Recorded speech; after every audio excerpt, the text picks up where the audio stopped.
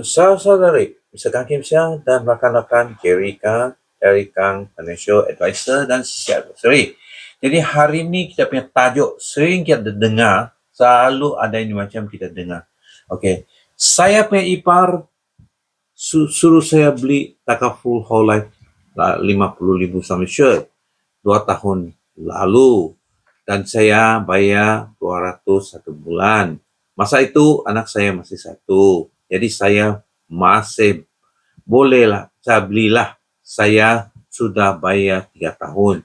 Ya, sekarang kerja pun tidak menentu dan saya tidak dapat bayar. Saya hanya tinggal sedikit duit untuk beli beras dan belanja dapur.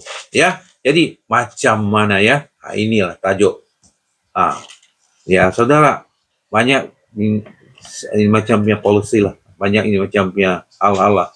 Okey, jadi saya faham situasi awak sangat susah sekarang dan jangan risau. Ada beberapa pilihan boleh awak buat atur sama itu policy sama itu company lah. Ya, satu, tangguhkan bayaran.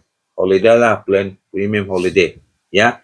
Kedua, ya setengah ya kekurangan sum assured, potong sum assured lah, mungkin 30,000 kah, ya. Jadi masih ada lindungan bah. Jadi anak-anak kalau bapa tiada, ini bapa masih ada 30,000 punya lindungan lah. Ya.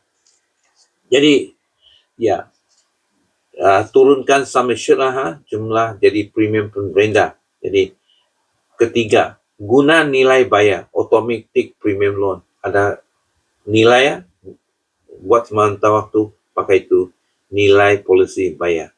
Ya. Jadi syarikat boleh gunakan nilai untuk tangguh premium.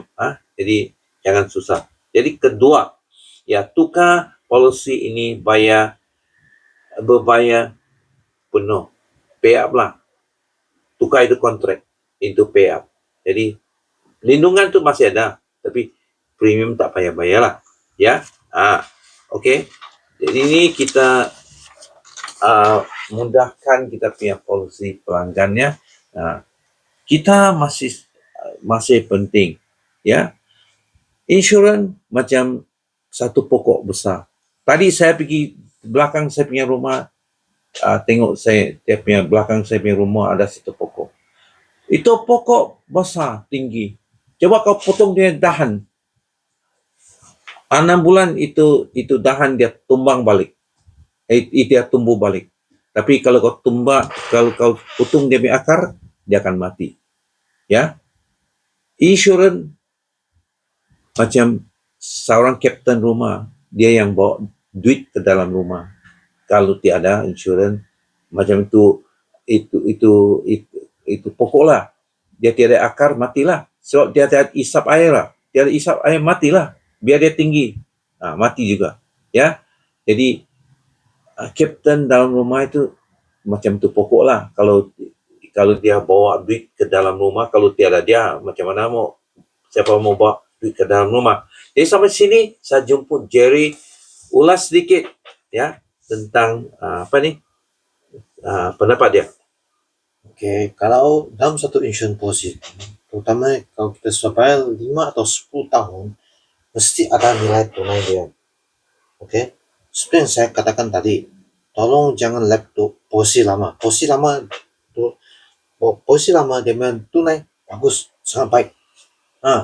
Sebab kalau kau beli polisi waktu kamu kondisi jauh lebih baik. Sekarang kau beli, let's say kau ini polisi sudah lapse. Sekarang kau beli polisi yang baru lagi.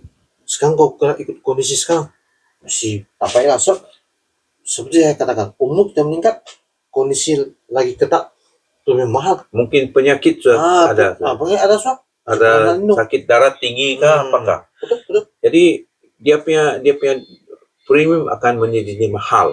Ya. Jadi itu lagi susah. Ya. Sampai sini saya share. Jadi sampai sinilah. Terima kasih kepada Jerry punya pandangan. Sila like, subscribe dan share dan sokong. Terima kasih.